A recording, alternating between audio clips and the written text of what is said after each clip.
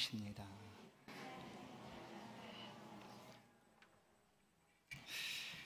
오늘 욥의 믿음이다. 욥의 믿음이란 제목으로 말씀을 함께 상고하겠습니다. 누군가가 나를 인정해주고 신뢰하고 또 믿어주면 그 사람을 위해서 내가 하는 모든 것들은 아깝지 않을 것입니다. 오히려 감사하고 기쁠 것입니다. 우리가 하나님을 믿는다고 하는 것은 하나님과 관계 속에서 내가 하나님을 믿습니다 하는 그런 것이죠. 그런데 내가 믿는 이 믿음을 내 스스로 이 믿음이 과연 어느 정도 될까라고 한번 생각해 본다면 과연 그것이 100%일까? 내가 믿는 믿음이 100% 온전히 하나님을 다 믿는 것인가? 라고 할 때 생각해 보면 꼭 그렇진 않다라는 것이죠. 때로는 믿는다고 말하지만 삶의 자리에서 우리는 100% 하나님을 믿습니다라고 그렇게 인정을 잘 못합니다. 그러는데도 하나님은 우리의 믿음을 귀하게 여기시고 그 믿음을 기뻐하시고 칭찬해 주십니다. 히브리서 11장은 믿음에 있어서 아주 뛰어난 사람들의 이름들을 기록합니다. 아브라함, 모세, 여호수아, 다니엘, 수많은 믿음의 사람들을 기록합니다. 그런데 그 믿음에 있어서 아주 대단한 사람들의 이름을 기록하고 있는데 그 히브리서 11장에 욥이라는 사람의 이름은 없습니다. 욥의 믿음이 그렇게 뛰어난데 11장에 욥의 이름이 없습니다. 오늘 우리가 함께 볼 말씀은 욥기서입니다. 욥기서를 통하여 왜 히브리서 11장에 욥의 이름이 없을까? 이 욥기서를 통하여 욥이 가진 믿음을 전부 다 아주 많이 우리 가운데 보여주고자 하지 않으셨을까? 그래서 우리가 이 욥기서를 통해서 욥이 가진 믿음, 그 믿음이 과연 어떤 믿음이었는가 함께 상고할 때에 우리의 믿음도 하나님 앞에 그런 믿음, 그런 축복받는 복된 믿음 되기를 간절히 소원합니다. 오늘 1장 1절을 보면 우스 땅에 욥이라는 불리는 사람이 있었다. 우스 땅. 성경은 이 우스라는 지명을 사해 동편, 남동편이죠. 그러니까 에돔, 모압, 암몬 이런 사람들이 살고 있던 그런 지역, 에돔 땅을 가리켜서 우스라고 이렇게 불렸습니다. 그런데 이 욥이라는 사람은 어느 시대의 인물인가 하면 창세기, 그러니까 아브라함이 살았던 그 족장 시대의 인물과 아주 비슷합니다. 동일합니다. 어떻게 보면 그 시대 사람이다라고 우리가 볼 수가 있습니다. 욥기 마지막 42장을 보면 욥에 대해서 하나님이 축복하시고 그 다음에 그 생명을 140년 더 살게 하셨더라라는 말씀이 있습니다. 그러니까 욥이 지금 오늘 욥기서를 시작하면서 자녀들이 10명이나 있고 하는 그런 내용을 보면 욥이 최소 나이가 60, 70은 되지 않았을까? 그렇다면 그 이후에 140년을 더 살았다면 200년 이상을 살았다라는 거죠. 그런데 그렇게 많은 그 생명을 살았던 사람들의 시대가 바로 그런 족장 시대입니다. 아브라함도 175세를 살았습니다. 175세를 살았던 아브라함처럼 이 욥도 그보다 더 많이 삶을 살았다. 그래서 족장 시대에 또 창세기의 이 족장 시대 인물이 바로 욥이 아니었을까? 하나님께서 창세기 11장 12장을 통하여 아브라함을 부르십니다. 그러면 믿음의 조상으로 아브라함을 부르시는 그 한쪽에서 아브라함의 후손 곧 이브리 민족이 이렇게 시작을 하게 되는데 또 다른 한쪽에서는 욥이라는 사람이 하나님 앞에 뛰어난 인물이 되어서 인정을 받고 있었다라는 것을 우리는 알 수가 있습니다. 그래서 아브라함의 후손만이 하나님의 백성이냐라고 할 때 그렇게 볼 수가 없다라는 거예요. 왜냐하면 노아의 후손을 통하여 하나님을 향한 믿음이 아브라함에게 이어졌죠. 그러나 사실 아브라함도 이 노아의 후손으로 믿음을 쭉 이어져 왔는가 그렇게 볼 수는 없습니다. 왜냐하면 이 아브라함도 아람 사람이었죠. 밧단 아람에서부터 불러온 하나님께서 불러온 사람이었습니다. 그러니까 아브라함이 살아가고 있던 그 시대에 그와 어떻게 보면 아주 뛰어난 믿음을 가진 한 사람이 살고 있었는데 그가 욥이었다라는 거예요. 욥. 가나안 동편 남동쪽에 에돔이란 그 지역에 살고 있었던 사람이었는데, 이 욥이라는 사람이 그러면 정말로 실제 인물인가, 실존하는 인물인가에 대해서 우리가 궁금할 수가 있습니다. 왜냐하면 성경의 분류를 보면 이 욥 시편, 잠언, 전도, 아가서, 이거는 시가서로 표현을 합니다. 그러니까 다 사람들이 기록한 잠언 이야기들, 그리고 시, 이런 이야기들. 그런데 욥기서도 그 시가서에 포함이 되어 있단 말이죠. 그러면 과연 이 욥이라는 사람이 그냥 가공된 인물인가, 아니면 정말로 실존했던 인물인가라는 것을 우리가 궁금하지 않을 수 없습니다. 그 사실에 대해 성경은 구약과 신약을 통해서 이 욥이라는 사람은 분명히 실존했던 인물이다라는 사실을 우리 가운데 가르쳐 줍니다. 에스겔 14장 14절을 보면 비록 노아, 다니엘, 욥 이 세 사람이 거기에 있을지라도 그들은 자기의 공의로 자기의 생명만 건지리라. 나 주 여호와의 말이니라. 여러분, 에스겔 14장에 있는 말씀, 노아, 다니엘은 우리가 알고 있지 않습니까? 그런데 욥도 함께 포함되어 있습니다. 그러니까 실존하고 있었던 사람이었다라는 것을 성경이 우리 가운데 증언하는 것이죠. 또한 신약에서도 야고보서 5장 1절을 보면, 11절을 보면 보라, 인내하는 자를 우리가 복되다 하나니 너희가 욥의 인내를 들었고 주께서 주신 결말을 보았거니와 주는 가장 자비하시고 긍휼히 여기시는 이시니라. 이것이 그냥 그 소설처럼 기록한 그런 내용이 아니라 실제적으로 욥이라는 사람이 있었다라는 사실을 우리 가운데 가르쳐 줍니다. 우리가 욥기서를 생각할 때 가장 먼저 떠오르는 것이 뭘까요? 욥의 고난이죠. 고난 아닙니까? 왜 이런 고난을 받아야 했는가, 욥이. 그 고난에 대해서 도대체 이와 같은 고난을 받게 된다면 누가 하나님을 섬기겠는가 라고 의문을 우리가 가질 수가 있습니다. 하나님을 잘 섬기고 있는 사람에게 왜 이런 고난을 주시는가 하고 우리가 궁금해하지 않을 수 없습니다. 과연 욥의 고난이 어떻게 생겨나게 되었는가? 그러나 우리는 분명하게 알 수가 있습니다. 욥이 받은 고난은 우리가 살아가면서 잘못해서 그 죄값으로 받는 고난도 사람들에게는 있습니다. 내가 잘못해서 받게 되는 어려움도 다가옵니다. 그러나 욥은 전혀 그런 것과 상관이 없었습니다. 그가 잘못했거나 죄를 지었다고 해서 찾아오게 고난이 아니라는 것이죠. 그는 알 수 없는 고난을 지금 당하고 있는 것입니다. 알 수 없는 고난. 성경은 베드로 전서를 보면 우리의 고난에 대해서 말씀을 해줍니다. 부당하게 고난을 받아도 하나님을 생각함으로 슬픔을 참으면 이는 아름다운 것이니라고 얘기합니다. 어디 그뿐입니까? 시편을 보면 내가 고난 당하기 전에는 하나님의 법을 알지 못하였다라고 스스로 고백을 합니다. 그래서 시편 기자는 내게 고난이 유익이다라고 말을 합니다.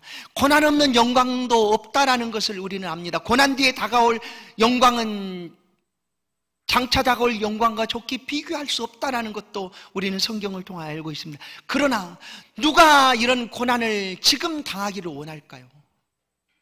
이 고난이 영광이고 장차 다가올 영광과 비교할 수 없다고 말한다 할지라도 누가 이 고난의 자리에 들어가기를 원할까요? 아무도 없을 것입니다. 고난 없이 평안하게 삶을 살기를 원하는 것이 우리인데 누가 이렇게 고난의 자리에 나아가겠습니까? 그런데 이 욥은 알지 못하는 고난 속에 지금 빠져 있습니다. 욥이라는 사람은 1장 1절에서 말씀하고 있는 것처럼 그 사람은 온전하고 정직하여 하나님을 경외하며 악에서 떠난 자더라. 이런 표현을 누가 성경을 통하여 받게 되었는가? 노아죠. 노아. 하나님 앞에 완전한 자였다. 죽음을 보지 않고 올라갔던 에녹이 마찬가지로 이런 표현을 받았습니다. 그런데 노아나 에녹처럼 이 욥이라는 사람도 이렇게 하나님 앞에 인정을 받고 있었다라는 거예요. 정직하고 완전하여 악에서 떠난 자가 되었다. 그가 바로 욥이었습니다. 그래서 욥은 하나님을 이렇게 섬기며 그의 삶을 잘 살아가고 있었어요. 얼마나 복된 삶을 그가 살았는지를 성경은 잠깐 알려주는데, 그는 소유물이 굉장히 많았습니다. 소유물. 그 우스 땅에 아주 부자였다라는 거죠. 굉장한 부자였습니다. 소유물이 가득한 부자. 오늘날은 부자의 척도를 동산, 부동산, 주로 이제 동산, 돈, 저금이 얼마냐, 현금이 얼마냐, 재산이 얼마냐 이렇게 따지게 했죠.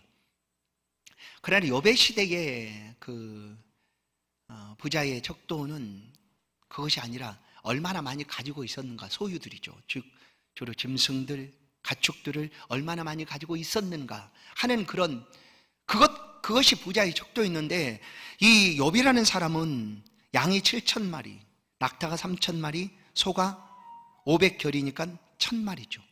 그리고 암나귀가 500마리.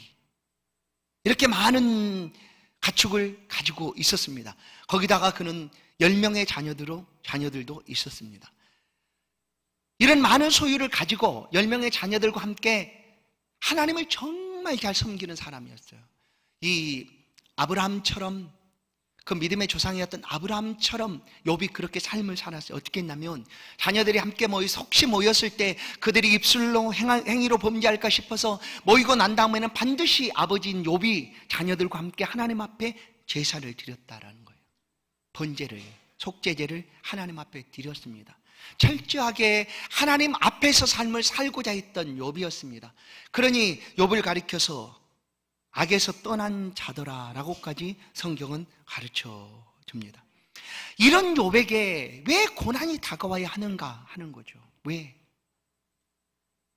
여러분, 우리가 하나님을 잘 섬기고 믿음 안의 삶을 살아가는데 욥과 같은 고난이 우리 가운데 다가온다면 우리는 어떻게 하겠습니까? 어떻게 하겠어요? 욥은 그가 알지 못하는 고난 앞에 놓이게 되었습니다.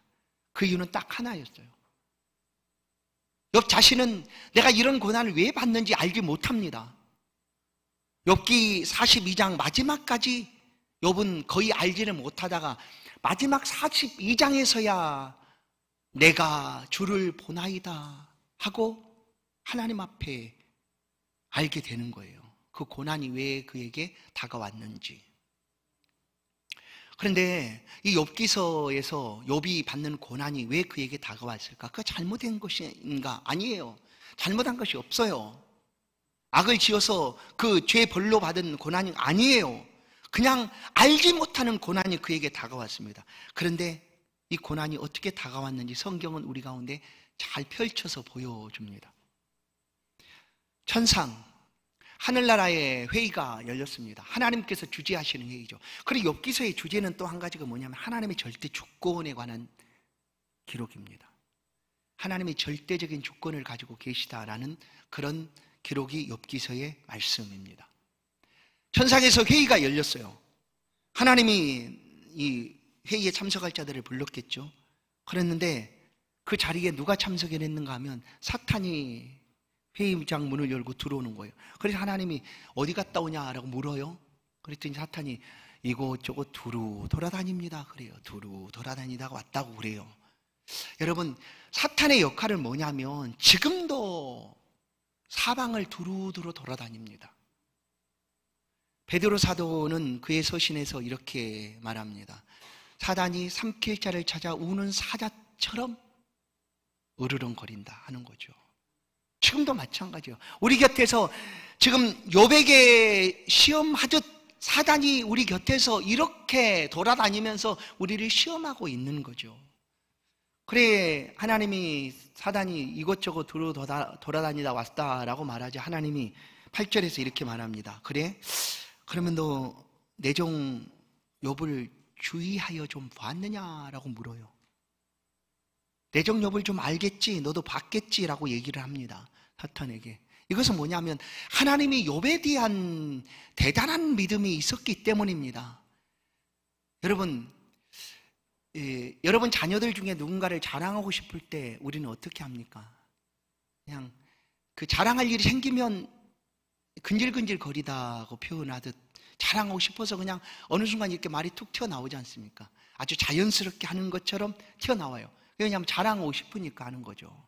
자랑하고 싶어요. 지금 하나님이 이 총회, 천상총회에서 욥을 드러내놓고 자랑하고 싶은 거였어요.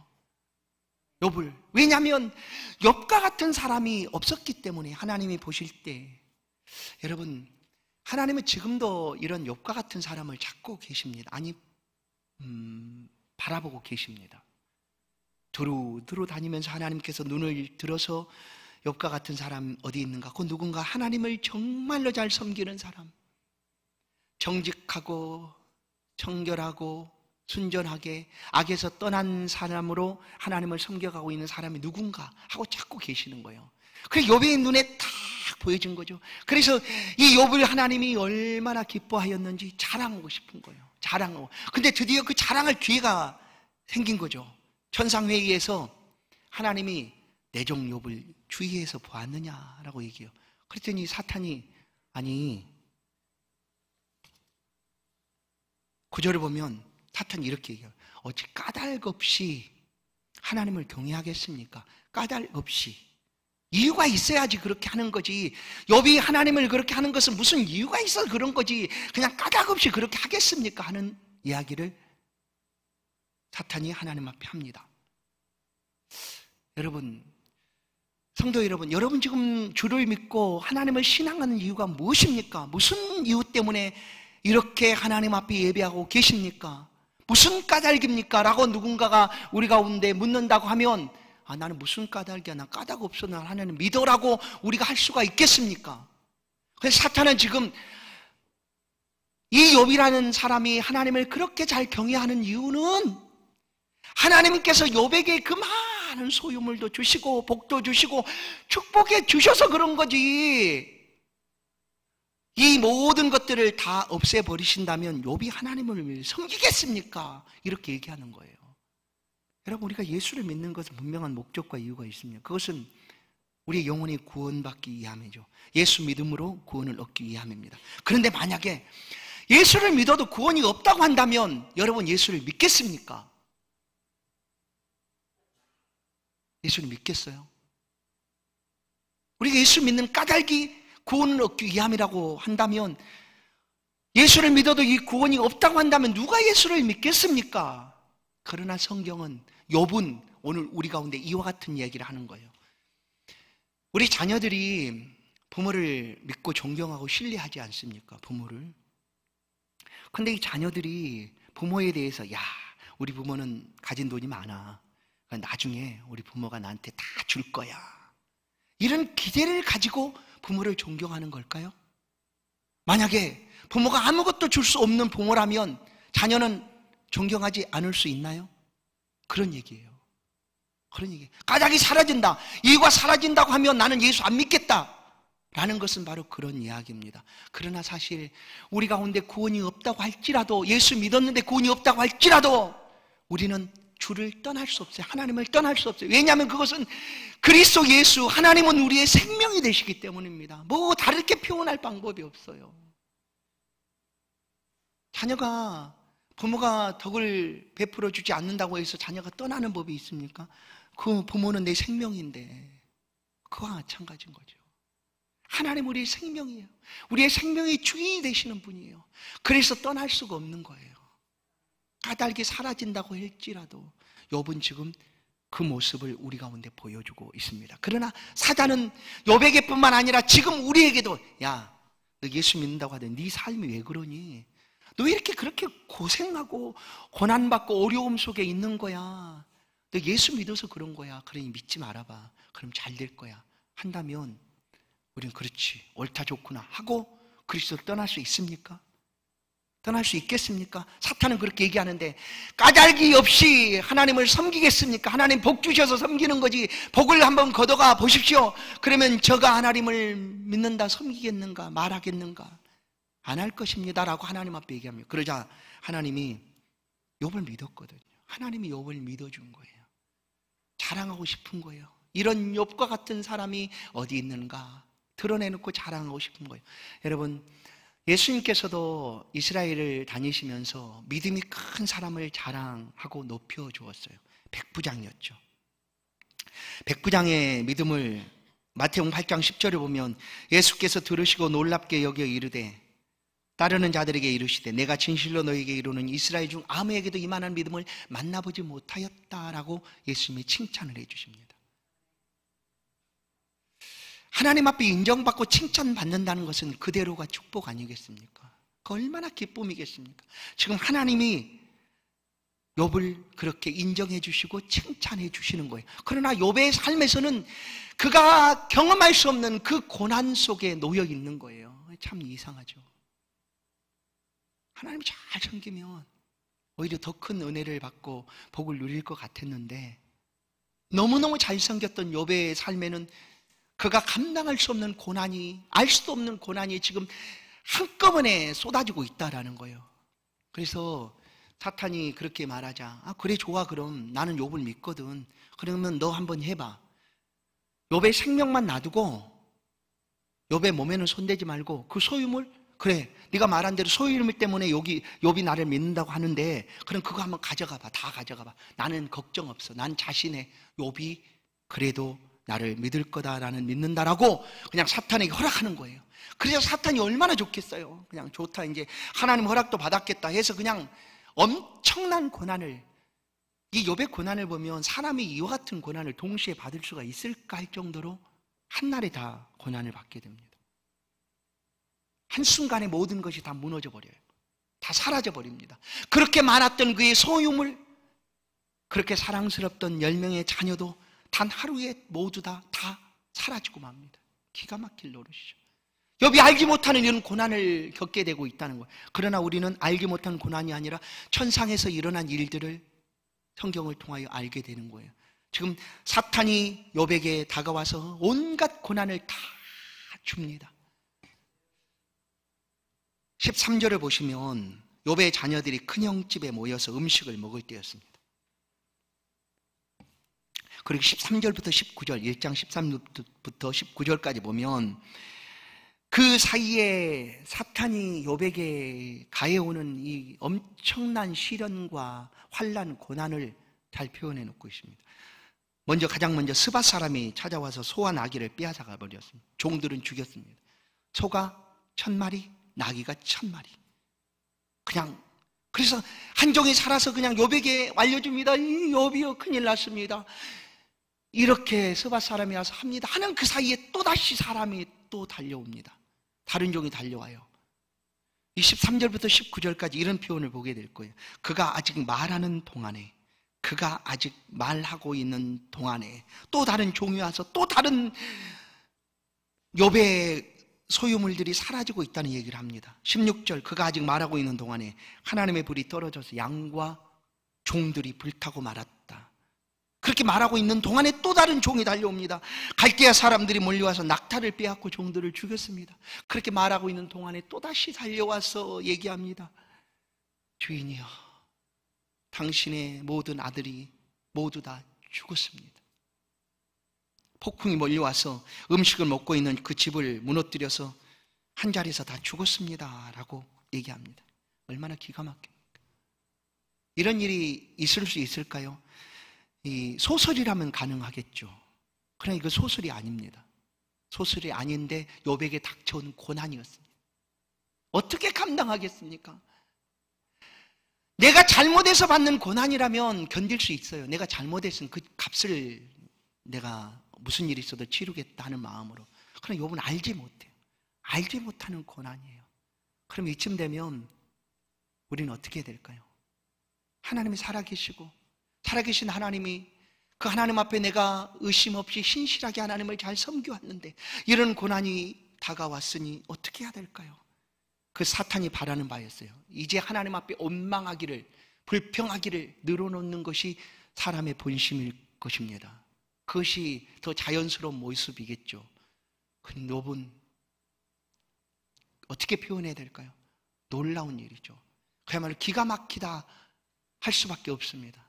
그 상황에서도 욥은 예배해요. 예배했다는 거예요. 그런 상황에서 예배했다는 거예요. 그런 상황에서. 그리고 20절, 23절을 보면 욥이 일어나 겉옷을 찢고 머리털을 밀고 땅에 엎드려 예배했다. 하나님 앞에 예배했다. 그리고 이르되 내가 모태에서 알몸으로 나왔사온즉 또한 알몸이 그리로 돌아갈지라. 주신 이도 여호와시오 거두신 이도 여호와시오니 여호와의 이름에 찬송을 받으실지어다 하고 이 모든 일에 욥이 범죄하지 아니하고 하나님을 향하여 원망하지 아니하였더라.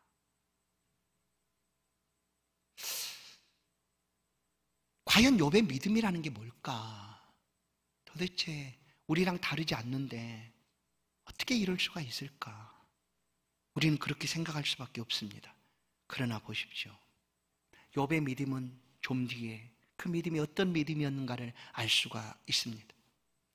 사탄이 이렇게 해도 그의 원하는 대로 말하는 것이 맞지 않게 된 거예요. 그러자 하나님 앞에 또 얘기하는 거예요. 아, 소유물 정도야 뭐 사라져도 사람이 끄떡하지 않죠. 그렇지 않습니까? 사실 여러분, 우리가 가장 고통스럽고 힘들 때가 우리 몸이 병들었을 때 아닐까요? 소유물이야 돈이 사라지는 거, 뭐 그거 뭐 없어지는 거고. 그러나 우리 몸이 병들게 되면 어떨까요? 더 힘들고 고통스럽지 않겠어요? 사탄이 그 얘기를 합니다. 그 소유물 사라졌다고 해서 뭐 문제겠어요? 그 몸을 한번 쳐보십시오. 그러면 분명히 그 뼈와 살을 치면 분명히 욥은 하나님 앞에 원망하고 욕할 겁니다. 그러나 이때도 하나님이 욥을 믿어준 거예요. 잘 보세요. 욥의 믿음이 과연 무엇일까? 욥이 가진 믿음이 과연 어떤 믿음일까? 서두에 말씀드렸죠. 우리가 믿는다고 하지만 그 믿음이 100%일까? 100%가 아닐 수 있어요. 우린 부족하니. 그런데 그런 믿음일지라도 하나님이 우리의 믿음을 붙들어 주신다는 거예요. 욥이 가진 믿음은 하나님이 그를 믿어 주셨다라는 것을 믿는 믿음입니다. 여러분, 이게 욥이 가진 믿음이에요. 욥은 사탄을 통하여 또다시 이런 엄청난 고난을 받습니다. 하나님이 믿었기 때문에 이렇게 얘기해요. 욥기 2장 4절 5절. 뼈와 살을 치소서 사탄 얘기하자. 욥기 2장 6절에서 내가 그를 내 손에 맡기노라. 다만 그의 생명은 해하지 말지니라 라고 얘기합니다. 내가 맡길 테니 그 생명만은 해하지 말아라. 그리고 마음대로 해라 또 얘기하는 거예요. 그러자 사탄이 너무나 좋아서 가서 그냥 칩니다. 머리 종수리부터 발끝까지 욥의 온몸을 다 쳤습니다. 얼마나 고통스럽고 힘들었는지 기왓장을 가지고 긁었다라고 얘기를 하죠. 그리고 그 곁에 있던 아내는 그 모습을 보고, 욥의 모습을 보고, 그래도 당신이 하나님을 섬기겠어. 그냥 저주하고 죽어라 그냥 차라리 하고 욕하고 그냥 떠나버렸어요. 아내도. 여러분, 예수 믿는 우리의 삶에 이와 같은 고난이 한꺼번에 밀어닥쳤다고 하면 누군들 이렇게 얘기하지 않겠습니까? 야, 정말 네가 하나님을 믿었는데 왜 하나님께서 이렇게 하시느냐? 하나님 과연 계시느냐? 믿지 말아라. 하나님 믿어서 덕본 것이 뭐 있냐? 좋은 일이 뭐 있느냐? 하고 말하지 않겠습니까? 그런데도 욥은 그 입술로 하나님 앞에 범죄하지 않았다라고 얘기합니다. 욥은 하나님을 떠나지 않았어요. 욥의 입장에서 보면 너무나 억울한 일이 아니겠습니까? 얼마나 억울하겠습니까? 억울한 정도가 아니죠. 이걸 뭐라고 표현할까요? 어떻게 표현할까요? 그냥 하나님 앞에 1대1로 싸우십시다 하고 그냥 나서서 해도 그 억울함이 풀리지 않을 정도겠죠. 그런데 욥은 끝까지 하나님을 의지했습니다. 그리고 하나님 앞에 영광을 돌렸습니다. 그게 욥기서입니다. 목사님, 이런 욥하고 난 달라요. 그렇게 생각하시죠 지금? 그렇게 생각하고 계시죠 마음속에? 아닙니다. 욥과 우리는 똑같습니다. 이제 들으십시오. 욥이 알 수 못하는 고난 속에서 얼마나 힘들었겠어요. 그래서 사실 욥기서를 보면 욥도 자신의 인생에 대해서 저주해요. 스스로. 내가 차라리 태어나지 않았다면, 나를 배웠던 그 밤이 어두웠더라면 하면서 우회적으로 얼마나 고통스러웠으면 그렇게 표현하겠어요. 그러나 욥은 끝까지 그 고난의 의미를 잘 몰랐어도 하나님 앞에 맡기고 하나님을 의지했습니다. 끝까지. 그러자 욥의 친구들이 찾아와서 얼마나 말을 많이 합니까? 욥의 친구들, 3명의 친구들, 또 한 명 더 등장하죠. 그 친구들의 말은 다 옳아요. 여러분, 다 옳다니까요. 그 친구들이 막, 야, 하나님이 그런 하나님이 절대 아니야. 하나님은 아무런 잘못한 것 없이 그냥 벌을 내리시는 분이 절대 아니라니까. 그게 맞죠. 하나님은 그러신 분이에요. 근데 욥은 기가 막힐 노릇이죠. 욥이 뭐 잘못한 게 없거든요, 지금은. 그런데 그에게 다가온 고난이 있어요. 그런 친구들은 그 고난의 결과를 보고, 야, 네가 잘못했지. 너 숨긴 거 있지? 얘기해봐. 다 얘기해봐. 그러면 네 마음에 있는 거 다 얘기하면 하나님 용서해 줄 거야. 그러니까 얘기해봐. 이렇게 얘기하지만 욥은 답답할 노릇이에요. 왜냐? 욥이 잘못해서 받는 고난이 아니었으니까 하는 거죠. 그리고 마지막 욥기 42장에서 모든 일이 해결이 됩니다. 욥기서를 보면서 42장을 가보십시오. 그러면 욥기 42장에서 하나님께서 이 친구들의 말보다 욥의 말을 더 믿어주고 손을 들어줍니다. 욥기 42장 7절, 너희가 나를 거스려 말하는 것이 내 종 욥의 말같이 옳지 못합니다 라고 얘기합니다. 욥의 말이 더 옳다라고 하나님께서 그 가운데 손을 들어줍니다. 여러분, 욥기서를 통해서 우리가 볼 때 욥이란 사람을 볼 때 떠오르는 한 사람이 있지 않습니까? 예수 그리스도입니다. 여러분, 예수 그리스도의 고난을 우리가 어떻게, 그리스도께서 욥이라고 입장을 놓고 보면 그리스도께서 받으신 고난은 아무런 잘못함 없이 받는 고난, 욥과 같은 고난이죠. 욥. 그러나 그 고난을 그리스도 예수께서는 다 짊어지셨어요. 구약 속에서 이 욥이라는 사람을 통하여 그리스도 예수가 보여주고 있습니다. 뿐만 아니라 욥도 자신의 삶을 살아가는 동안 그리스도 예수를 소망하고 있다는 것을 우리는 알 수가 있어요. 그래서 예수 그리스도는 신약에 오셔서 신약 인물이시지만 이미 구약 속에서도 예수 그리스도는 함께 계셨고, 모든 구약의 사람들이 바라기를 원하는 소망은 누구였는가 하면 예수 그리스도였습니다. 선지자들도, 아브라함도, 다윗도 예수 그리스도를 소망했습니다. 욥도 마찬가지입니다. 욥도 욥기서 19장 25절을 보시면, 내가 알기에는 나의 대속자가 살아 계시니 마침내 그가 땅 위에 서실 것이라. 내 가죽이 벗김을 당한 뒤에도 내가 육체 밖에서 하나님을 보리라 하는 그런 그리스도에 대한 소망을 욥이 가지게 됩니다. 욥은 왜 고난을 받게 되었는가? 그것은 하나님이 그를 믿어주셨기 때문이고, 욥의 믿음은 어떤 믿음인가? 하나님이 자신을 믿어주신다고 믿는 믿음입니다. 그가 아무리 힘들고 어려워도 절망적인 상황 속에 놓여도 하나님이 나를 믿어주시는구나 라는 그 믿음을 욥이 가지고 있었어요. 또한 하나님이 믿어주시는 사람, 욥입니다. 하나님이 믿어주시는 사람은 절대 실패하지가 않는다는 것이 욥기서를 통하여 우리가 주신 말씀이죠. 하나님 믿어주시는 사람, 말씀드립니다. 우리는 욥과 다릅니까? 아닙니다. 욥처럼 우리도 하나님을 섬깁니다. 예수 그리스도를 믿고 신앙합니다. 그 믿음이 곧 100%가 아닐지라도 하나님이 우리를 믿어주시고 계신다라는 것은 하나님께서 그 어떤 순간에도 우리와 함께 하시고 우리를 붙들어 주시겠다라는 약속입니다. 아무리 힘들고 어려워도 하나님이 인정하시고 믿어주시는 사람은 절대 실패하는 법이 없습니다. 절대 넘어지지 않습니다. 그것이 바로 욥기서의 결론입니다. 성도 여러분, 욥은 하나님을 믿었지만 욥이 하나님을 믿은 것보다 하나님이 욥을 더 믿고 인정해 주었다는 거예요. 하나님이 인정하는 사람은 어디서든지 승리하게 됩니다. 마침내 하나님께서 욥에게 42장을 보면 소유는 분명히 딱 갑절을 더 주셨습니다. 소유, 나귀는 2,000마리, 양도 6,000마리, 뭐 이렇게 다 소유는 딱 2배를 주셨고, 자녀들도 10명을 더 주셨습니다. 그리고 그 자녀들을 42장을 보면 가장 뛰어난 자녀들이었다, 아름답고 뛰어난 자녀들이었다라는 표현을 쓰고 있습니다. 성도 여러분, 우리는 욥과 다른 사람이 아닙니다. 욥과 똑같습니다. 우리의 믿음 또한 욥이 가졌던 믿음과 같습니다. 하나님을 섬기는 믿음이죠. 그 믿음을 하나님께서 인정해 주시는 사람은 어디서든지 어떤 어려움을 만나도 승리할 수가 있습니다. 또다시 일어서게 됩니다. 오늘도 하나님이 인정해 주시는 욥처럼 하나님은 지금 이 시간 성도 여러분의 믿음과 신앙을 인정해 줄 줄로 믿습니다. 그리고 곁에서 말씀해 주십니다. 걱정하지 마. 내가 널 붙들어 줄게. 문제없어. 할 수 있을 거야.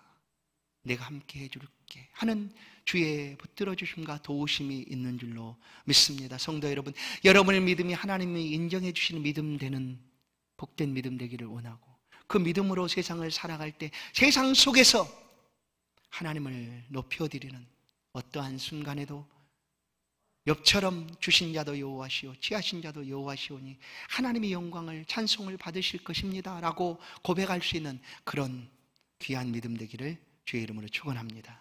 하나님 감사합니다. 좋으신 하나님, 우리의 작은 믿음도, 우리의 부족한 믿음도 하나님께서 또다시 믿어주시고 인정해 주시고 어디서든지 우리를 자랑하고 높여주기를 원하시는 하나님, 이 시간도 그 믿음 앞에 엎드리오니 우리의 삶을 지켜주시고 우리가 살아가는 삶의 자리에 다가오는 많은 어려움도 환난도 여러 가지 문제들도 능히 이겨갈 수 있는 힘을 우리 가운데 허락하여 주옵소서. 하나님이 함께하여 주심으로 감당할 수 있게 하시고 하나님을 기쁘시게 하는 우리의 복된 생애가 될 수 있도록 말씀 앞에 살아가는 성도들의 모든 삶에 은총을 덧입혀 주옵소서. 예수 그리스도의 이름으로 기도하옵나이다. 아멘. 찬송 433장입니다.